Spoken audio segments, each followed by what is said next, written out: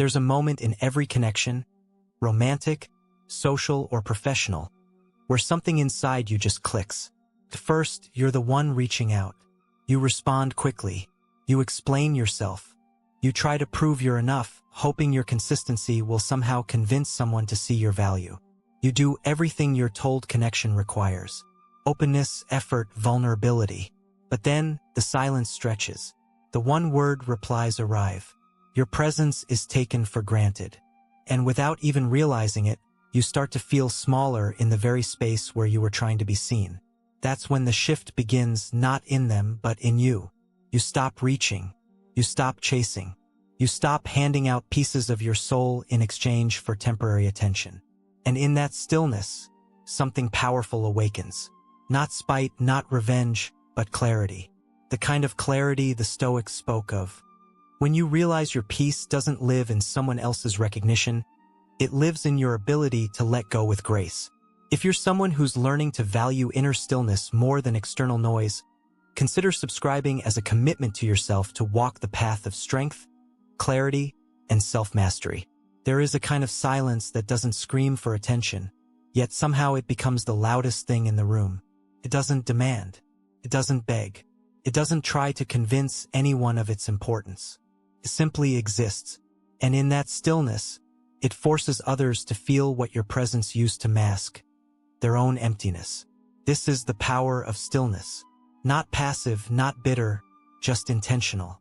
There's no rage in it, no performance. Only withdrawal, quiet, calm, final. And when that happens, the dynamic shifts. The one who once ignored your words is now haunted by your silence. Think about the last time someone disappeared from your life without drama. No final speech, no closure, just a gradual fading. You didn't realize how much space they occupied until they were gone, and suddenly your mind went to work. Was it something I said? Did I miss something? The silence becomes a mirror, and the reflection it reveals is never comfortable. This is how the mind responds to stillness. It panics, because stillness leaves room for thought, and thought, when mixed with regret, becomes a storm. When someone is always talking, always explaining, always present, they can be taken for granted. But when they go still, that's when people finally listen, not because you raised your voice, but because you removed it.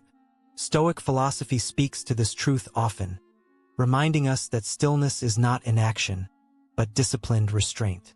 Marcus Aurelius once wrote, "Nowhere can man find a quieter or more untroubled retreat than in his own soul." Stillness is the space where clarity lives. It's where you step back and say, I will no longer participate in this dynamic that asks me to give while receiving nothing in return.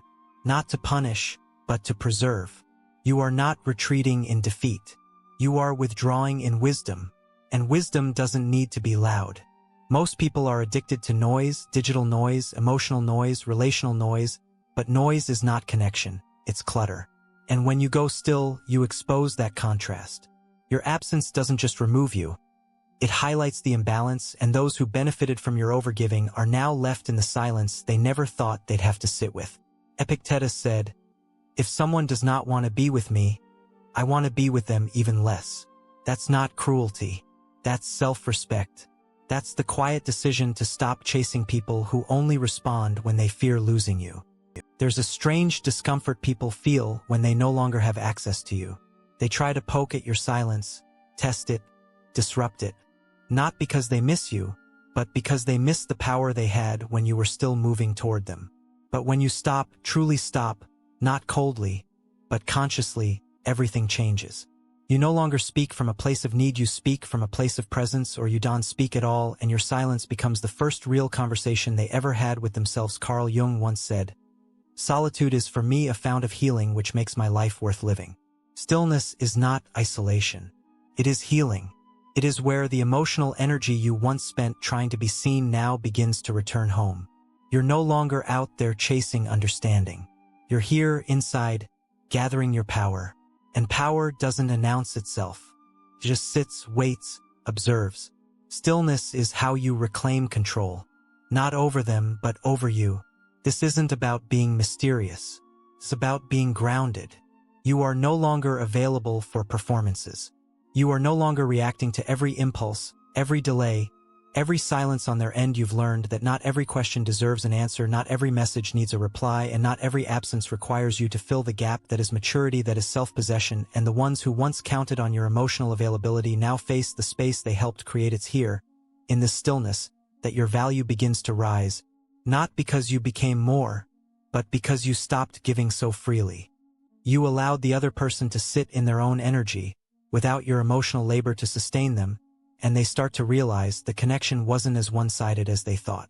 You weren't the one chasing. You were the one showing up. The weight they feel now is the weight you carried silently. And that silence, it speaks volumes.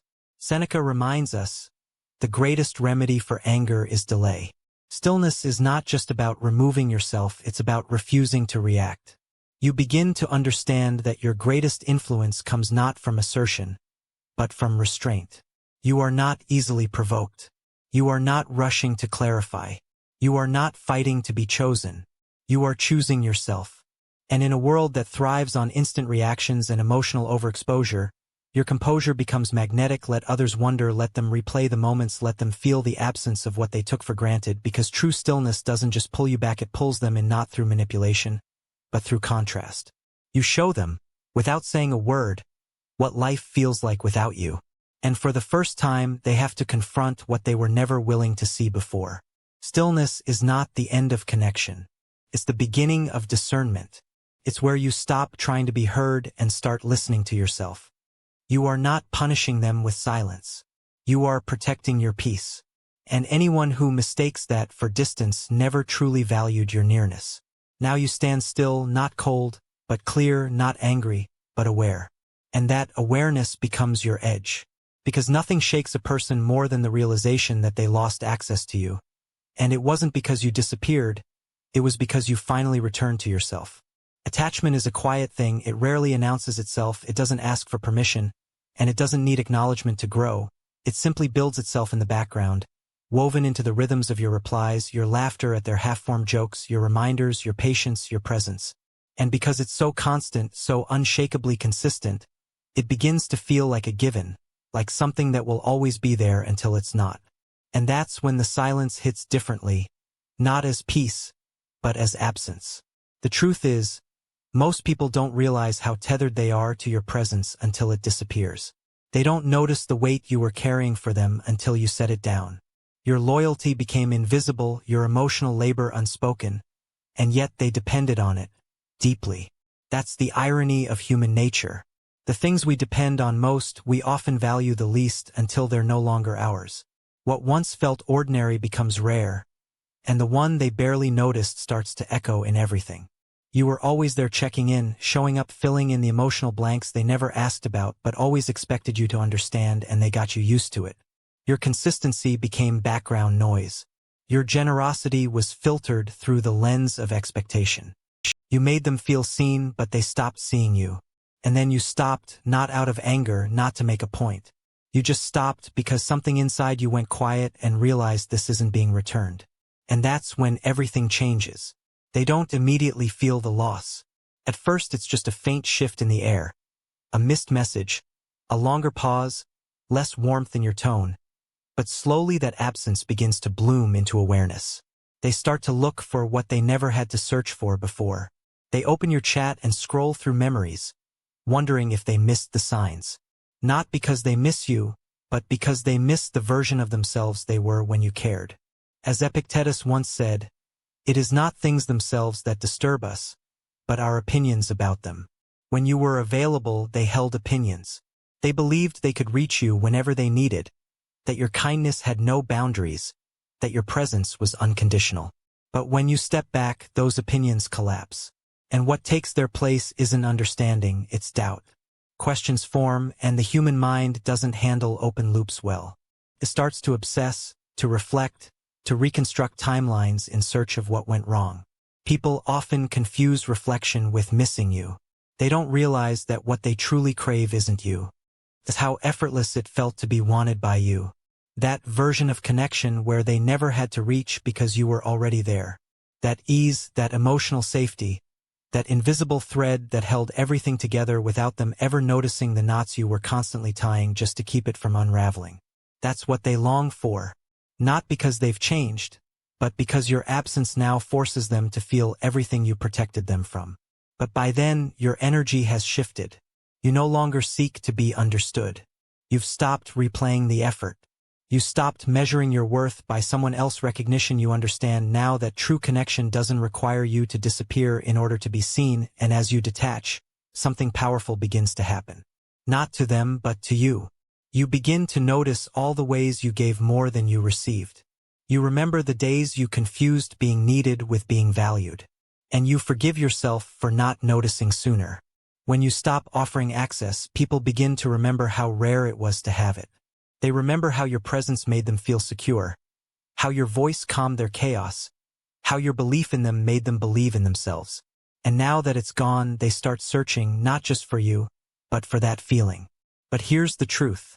They won't find it in someone else because it wasn't about the attention. It was about the intention. And your intention was never casual. They may come back, yes, they often do, not because they suddenly see your worth, but because they now feel the emptiness you once filled. But what they'll find is a version of you that no longer fits the role they remember. Not colder, just clearer, not angry, just unavailable. And that clarity will feel like distance. But it's not distance, it's healing. It's you no longer shrinking to be digestible.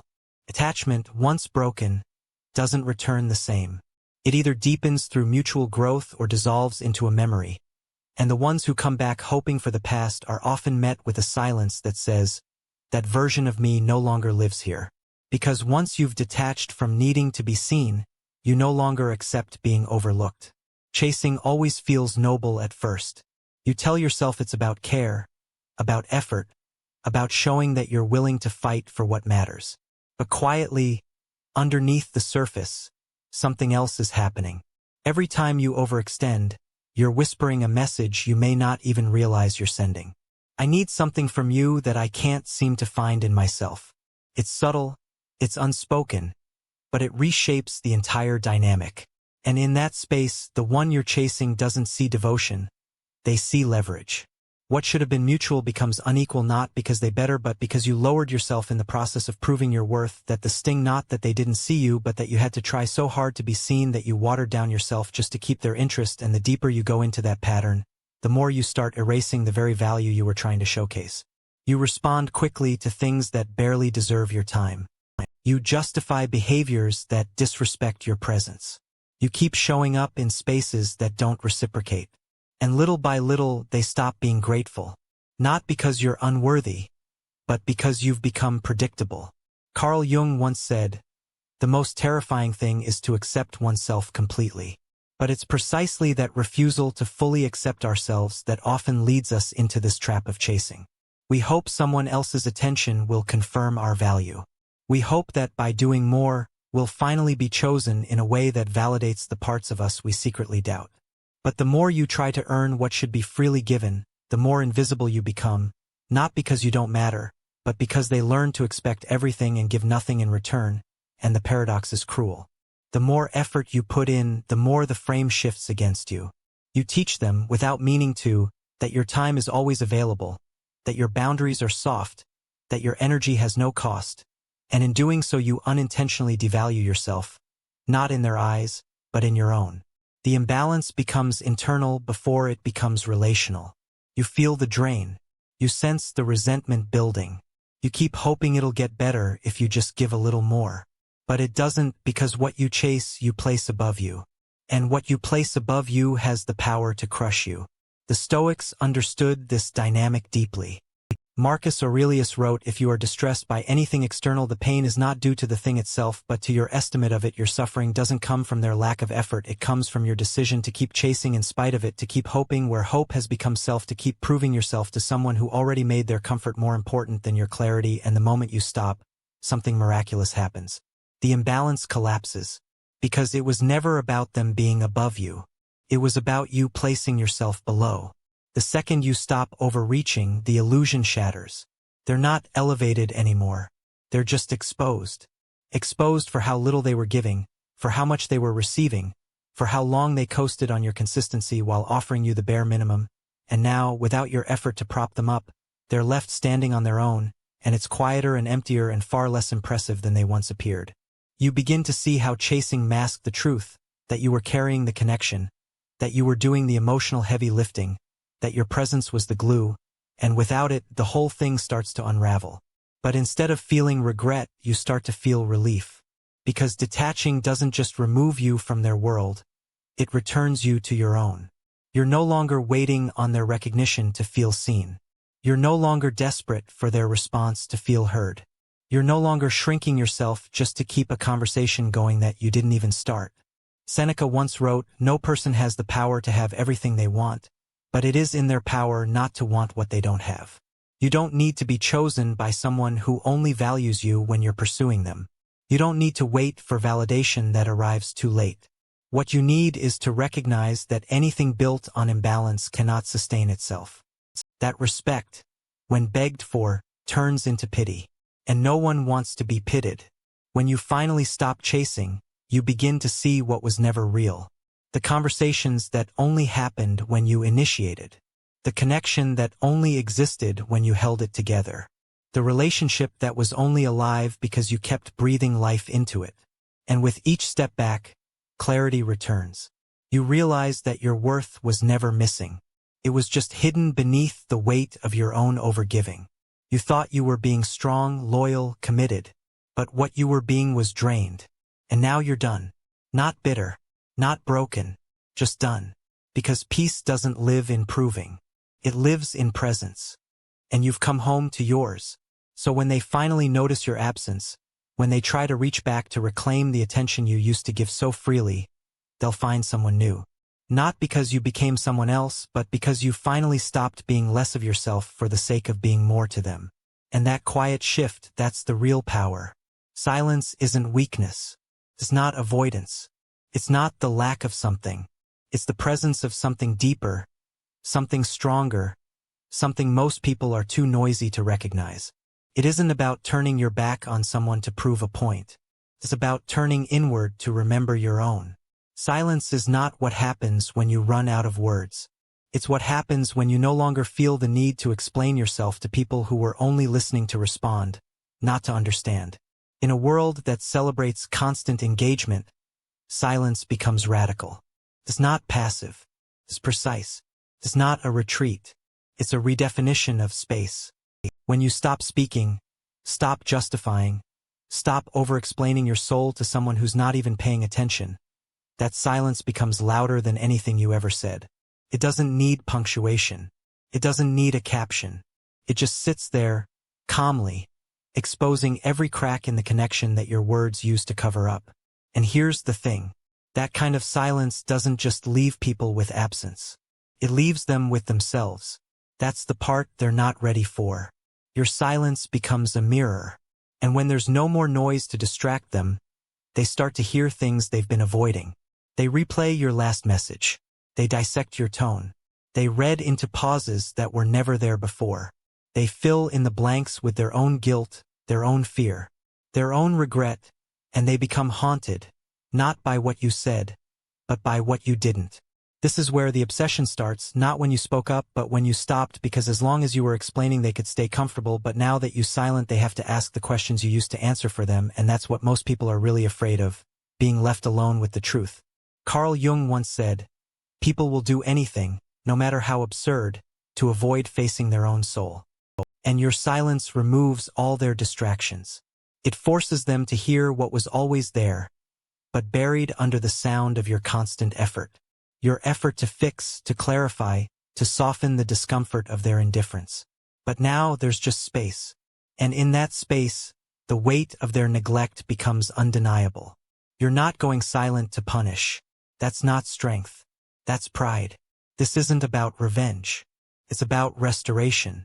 You're not retreating because you're angry. You're pausing because you finally realized that not everything deserves your energy.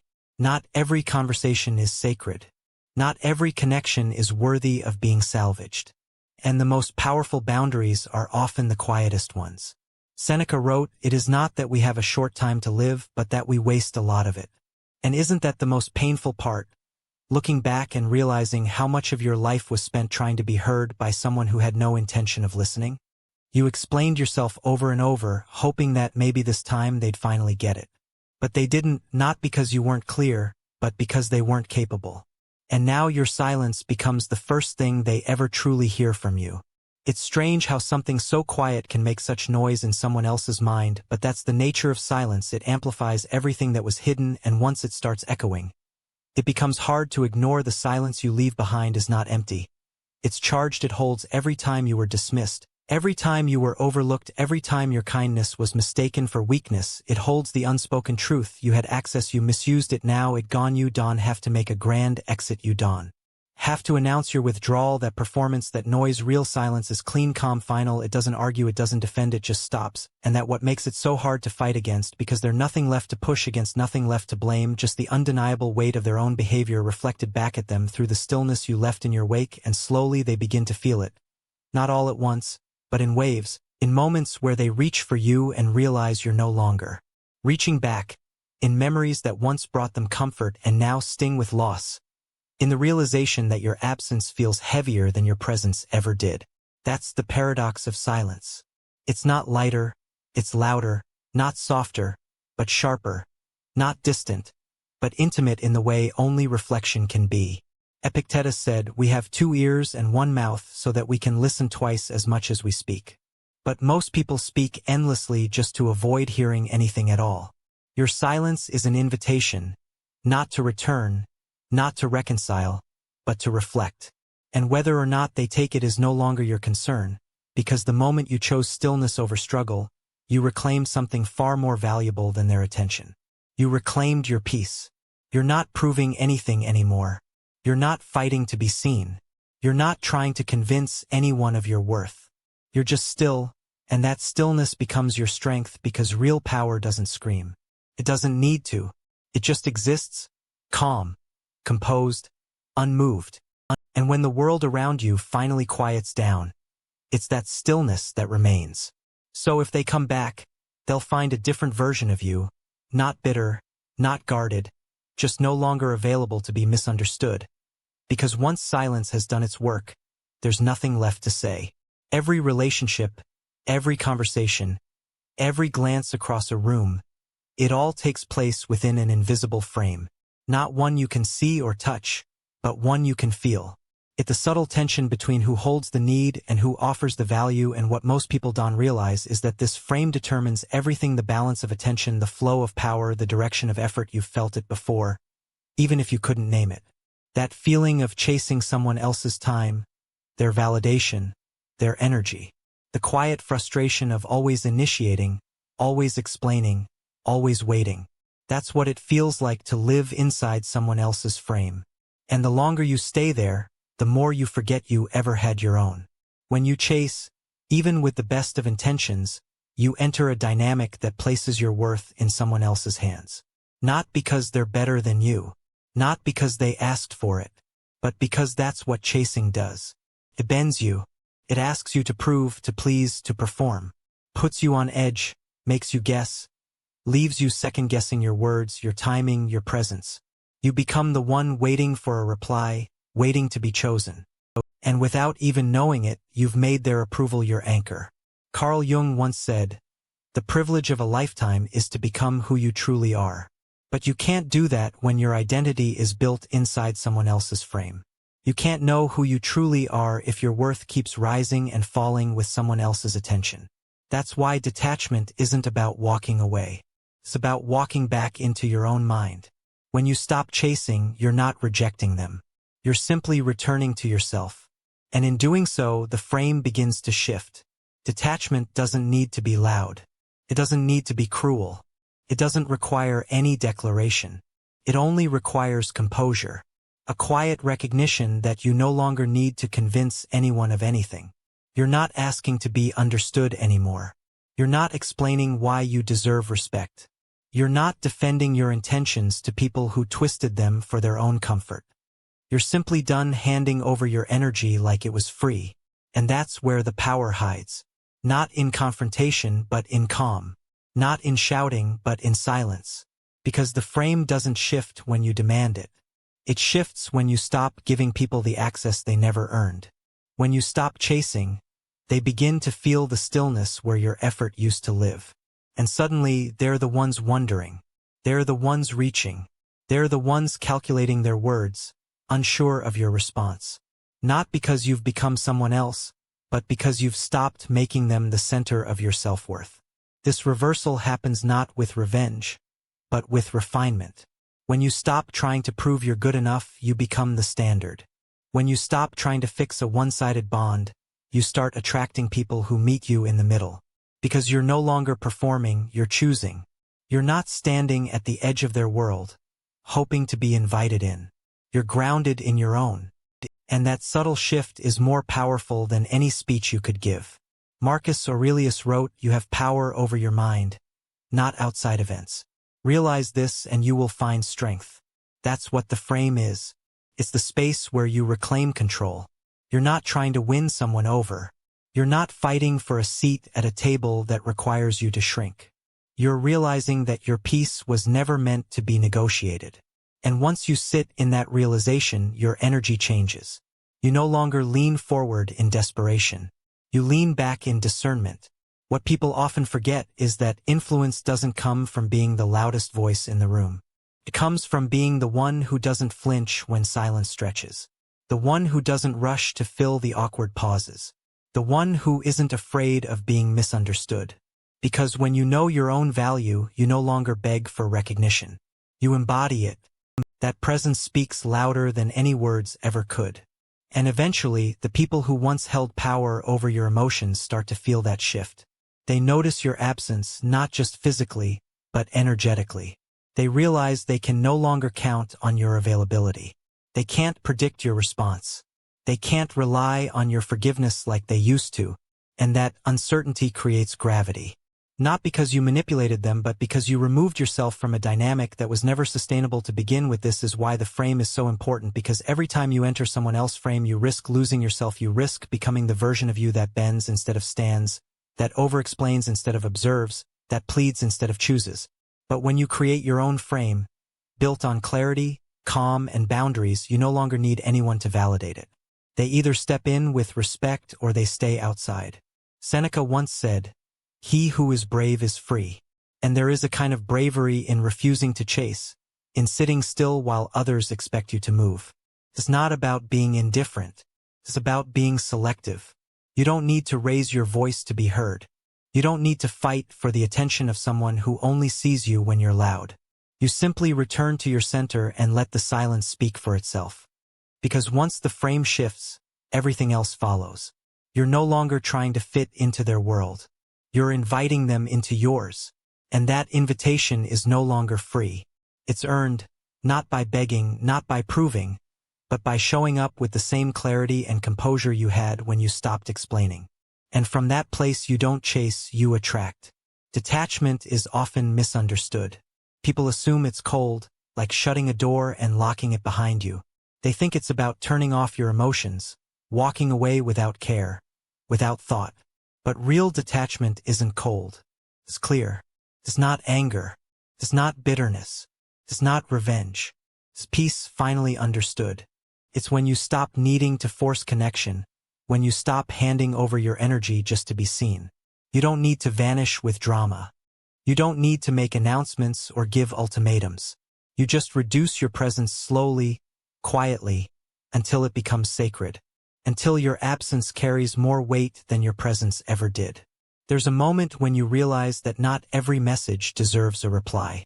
Not every shift in tone needs to be explained. Not every silence must be filled with reassurance. You begin to choose when and how you engage, not to manipulate but to protect, because peace, as the Stoics taught, doesn't come from what you gain, it comes from what you learn to live without. Marcus Aurelius once wrote, "Very little is needed to make a happy life. It is all within yourself, in your way of thinking."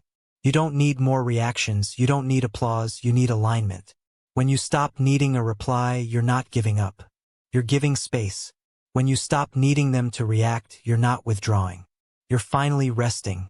And when you stop needing to be understood, something surprising happens. You become understood. Not through arguments or justifications, but through the clarity of your absence. The stillness speaks louder than any defense ever could. People feel it in your lack of reaction, in the timing of your silence, In the calm way, you no longer rush to fix what isn't yours to hold. Carl Jung once said, "Everything that irritates us about others can lead us to an understanding of ourselves." Detachment leads you inward, where the real healing begins.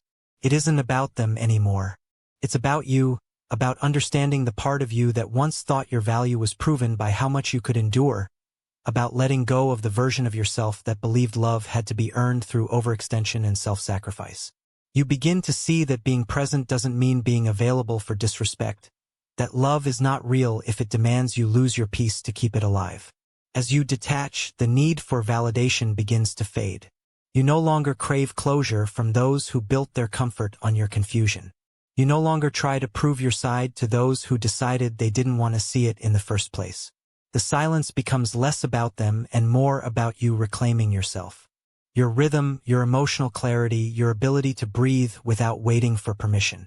Seneca once said, "He suffers more than necessary who suffers before it is necessary."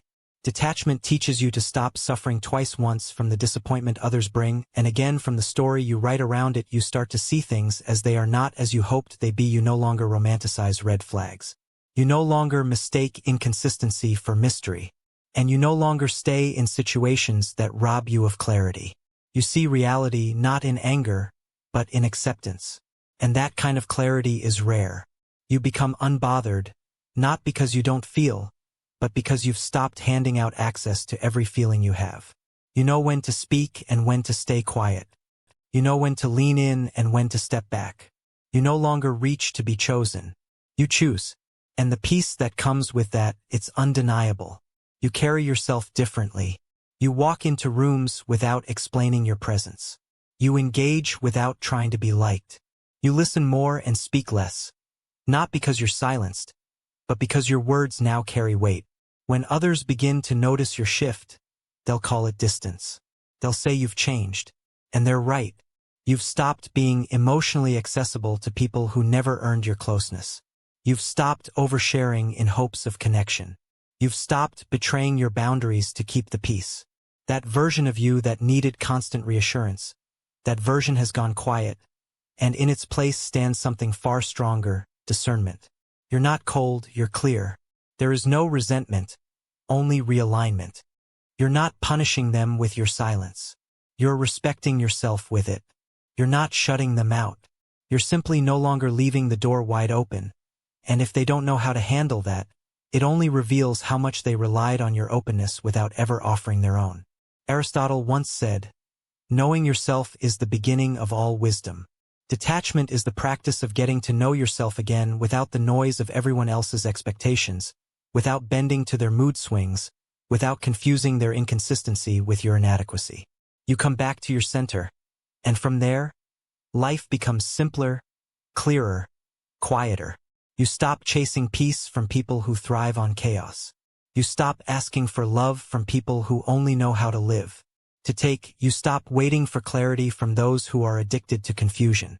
And in that stillness, in that reduction of noise, you become something that cannot be replaced, an unbothered presence. And that's the kind of presence people remember, not because it was loud, but because once it was gone, everything felt different. There's a reason silence lingers longer than words. When something ends cleanly, we grieve, we process, and we move on. But when something ends without explanation, when it just fades, vanishes, slips into stillness, we don't move on. We loop. We turn it over in our minds again and again, searching for meaning. That's not weakness, it's psychology. The mind is built to close loops, to seek completion. And when it doesn't get that, it spirals. That's why someone saying, "I'm done," can feel less painful than someone disappearing without a word. Closure brings peace. But the absence of closure, that brings obsession. You start to analyze everything. The last text, the last glance, the last time their tone changed. You look for hints you missed, clues you ignored. You rewrite the entire story trying to find the part where it fell apart. And the more you try to solve it, the more it dissolves into fragments. That's what makes it so hard. Because it's not just about them, it's about the unanswered questions they leave behind. Carl Jung once said, Man cannot stand a meaningless life, and in the absence of closure the mind begins crafting meaning, even if it imagined, even if it painful. This is what psychologists call the Zeigarnik effect, the brain's tendency to fixate more intensely on incomplete experiences than on completed ones. Your brain doesn't do this on purpose. It's not trying to torture you. It's just trying to understand. And understanding feels impossible when the story has no ending. You're not obsessing because you're broken. You're obsessing because the narrative was. And somewhere in your psyche there's a version of you still waiting for an answer that's never coming. But here's where something powerful happens. The same force that makes the mind loop can also be redirected, because obsession is just energy without direction. And if you can't close the loop with them, you can begin closing it with yourself.